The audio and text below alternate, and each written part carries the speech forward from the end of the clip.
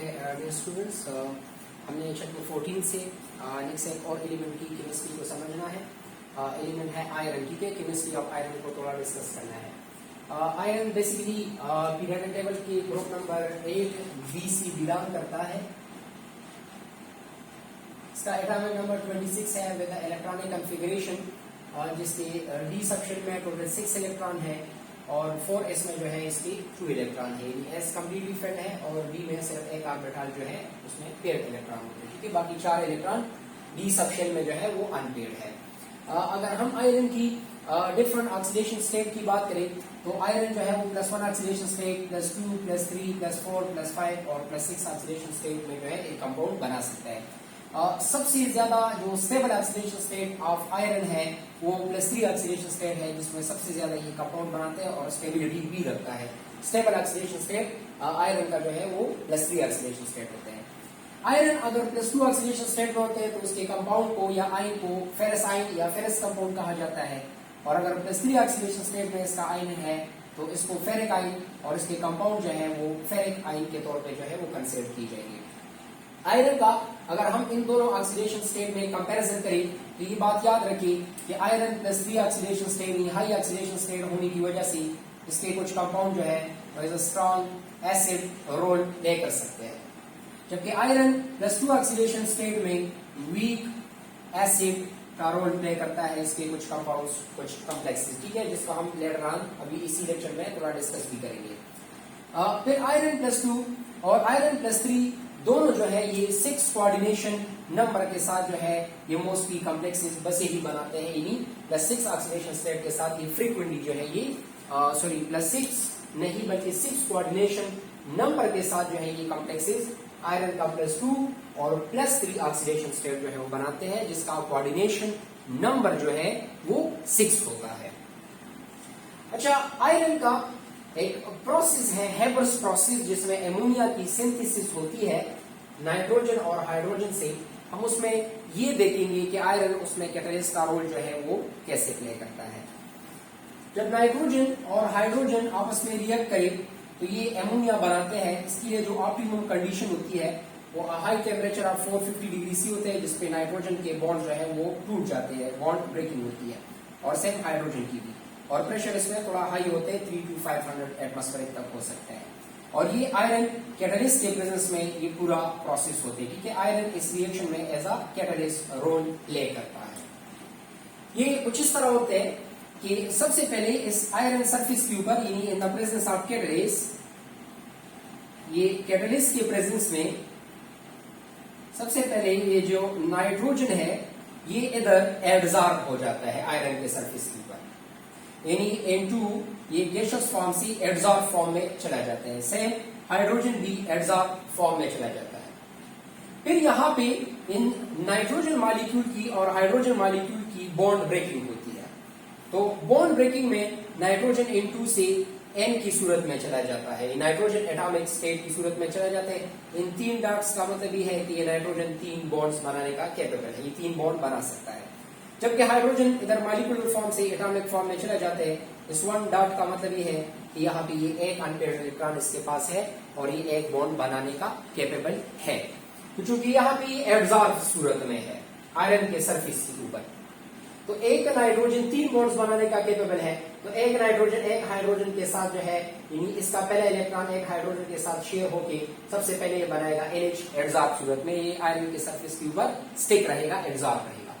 क्योंकि still nitrogen capable है कि 2 और बॉन्ड्स भी बनाए, तो फिर ये NH एक और हाइड्रोजन को लेके NH2 बना देता है, एब्जॉर्ब फॉर्म में स्टिल रहेगा, because this nitrogen is not still stable, अभी भी स्टेबल नहीं है, फर्दर भी एक बॉन्ड बना सकता है।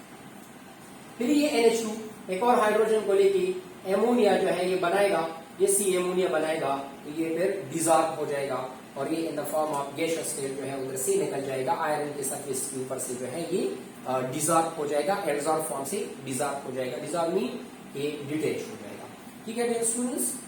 फिर in the chemistry of iron हमने ये समझना है कि आयरन के 2 कॉम्प्लेक्सेस, यानी हेक्सा एक्वा आयरन 2 जब +2 ऑक्सीडेशन स्टेट में इसका एक कॉम्प्लेक्स, और hexa aqua iron 3 +3 oxidation state में इसका एक कॉम्प्लेक्स वाटर और एमोनिया के साथ किस तरह रिएक्ट करते हैं। जैसे कि मैंने आपको पहले बताया +2 ऑक्सीडेशन स्टेट में इसके कंपाउंड थोड़े वीक एसिड और +3 ऑक्सीडेशन स्टेट में इसके कंपाउंड थोड़े स्ट्रॉन्ग एसिड का रोल प्ले करते हैं। ये कॉम्प्लेक्स और ये कॉम्प्लेक्स, ये दोनों हमारे पास यहाँ पे 6 कोऑर्डिनेशन नंबर कॉम्प्लेक्सेस है। ये दोनों, ये 6 कोऑर्डिनेशन नंबर के साथ ये दोनों कॉम्प्लेक्सेस मौजूद है। एक में आयरन का ऑक्सीडेशन स्टेट +2, दूसरे में आयरन का ऑक्सीडेशन स्टेट +3 है। चलिए समझते हैं इसका रिएक्शन। पहले जरा वाटर के साथ देखते हैं। देखिए आयरन का ये +2 ऑक्सीडेशन स्टेट वाला ये कॉम्प्लेक्स एक वीक एसिड का रोल प्ले करता है। वाटर एक वीक बेस है, तो जब ये दोनों रिएक्ट करें तो आयरन का ये कॉम्प्लेक्स एक हाइड्रोजन प्रोवाइड करता है इस बेस को, और ये इधर से कन्वर्ट होके इस फॉर्म में आ जाता है। वन ऑफ द हाइड्रोजन इधर से डिटेच हो जाता है। ठीक है, तो ये कोई ऑक्सीडेशन रिडक्शन रिएक्शन नहीं है, ये सिंपल एक एसिड बेस का रिएक्शन है। इसमें ना आयरन का ऑक्सीडेशन स्टेट चेंज होता है, ना ऑक्सीजन का चेंज होता है, सिर्फ और सिर्फ जो है एसिड बेस रिएक्शन हो रहा है। ठीक है, सेम इसी तरह आयरन +3 का ये जो कॉम्प्लेक्स है थोड़ा स्ट्रॉन्ग एसिड है, यहाँ पे वीक एसिड है, ये भी वाटर के साथ रिएक्ट कर सकता है, और ये रिएक्ट करके सिर्फ एक हाइड्रोजन उसको जो है प्रोवाइड करके यहाँ पे इस फॉर्म में आ जाते हैं। एक ऑक्सीडेशन स्टेट जो है ये डिक्रीज हो जाता है। लेकिन इसका बिल्कुल ये मतलब नहीं होगा कि इस सूरत में आयरन का ऑक्सीडेशन स्टेट चेंज हो गया, नहीं, आयरन का नहीं, कॉम्प्लेक्स आयरन का। आयरन का ऑक्सीडेशन स्टेट यहाँ पे भी +2 है और इसमें भी +2 है, no change in iron oxidation state. इसी तरह आयरन का ऑक्सीडेशन स्टेट यहाँ पे भी +3 है और आयरन का ऑक्सीडेशन स्टेट यहाँ पे भी +3 ही होता है। अगर हम फर्दरमोर एमोनिया के साथ बात करें तो एमोनिया यहाँ पे एक गुड बेस का रोल प्ले करता है वाटर के कंपैरिजन। तो आयरन की जो +2 ऑक्सीडेशन स्टेट के साथ ये रिएक्ट करता है, जो कि एक वीक एसिड है यहाँ पे, तो एमोनिया के साथ रिएक्ट करके उसको हाइड्रोजन, क्योंकि गुड बेस है तो उसे हाइड्रोजन लेके इसको न्यूट्रल स्टेट में कन्वर्ट कर देता है। यानी एक कैटायनिक कॉम्प्लेक्स आयन से ये न्यूट्रल कॉम्प्लेक्स की तरफ जो है कोऑर्डिनेशन स्फीयर की तरफ मूव कर जाता है। और इसी तरह अगर आयरन 3 का ये जो एक कॉम्प्लेक्स है हेक्सा एक्वा आयरन 3, ये भी जब एमोनिया के साथ रिएक्ट करता है तो एमोनिया इससे हाइड्रोजन लेके उसको न्यूट्रल ऑक्सीडेशन स्टेट में जो है ये कन्वर्ट कर देता है। और फर्दरमोर हमने आयरन में ये समझना है कि अगर किसी सॉल्यूशन में आयरन +2 या आयरन +3 पड़ा हुआ है तो हमको कैसे पता चलेगा कि अब सॉल्यूशन में आयरन +2 है या आयरन +3 है। हम इसको थोड़ा समझते हैं। ठीक है,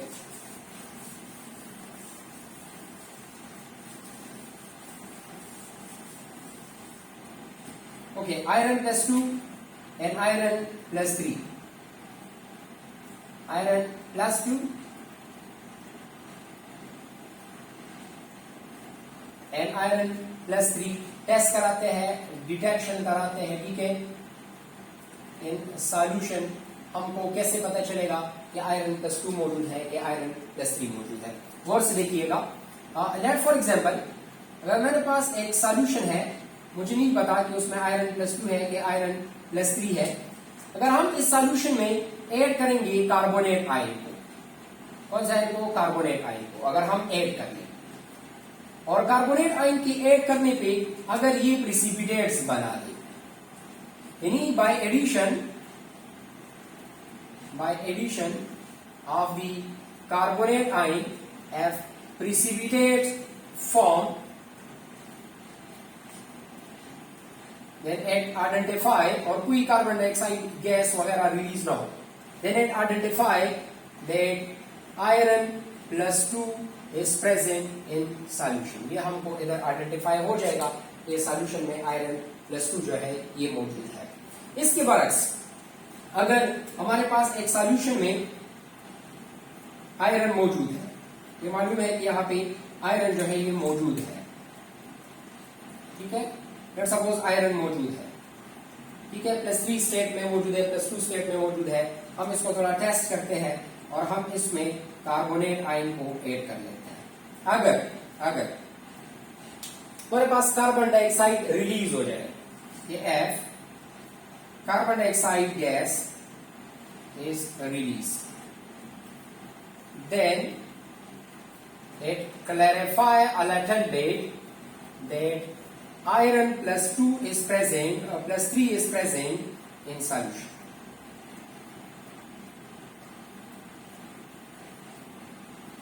यानी उसका लेट फॉर एग्जांपल एक कॉम्प्लेक्स आयन है हमारे पास, आयरन प्लस 3 का ये कॉम्प्लेक्स आयन है, और इसमें हम कार्बोनेट्स आयन को ऐड करेंगे, तो अगर ये कन्वर्ट हो जाए, कार्बन डाइऑक्साइड गैस उससे रिलीज हो जाए, तो इसका ये मतलब ये है कि इस कॉम्प्लेक्स ऑफ आयरन, जिसमें आयरन जो है वो प्लस 3 ऑक्सीडेशन स्टेट में था, इसने कार्बोनेट को जो है वो ब्रेक डाउन किया, कार्बोनेट बड़े वीक जो है वो बेस होते हैं, तो उसको ब्रेक डाउन करके कार्बन डाइऑक्साइड गैस उससे रिलीज करा लेते हैं।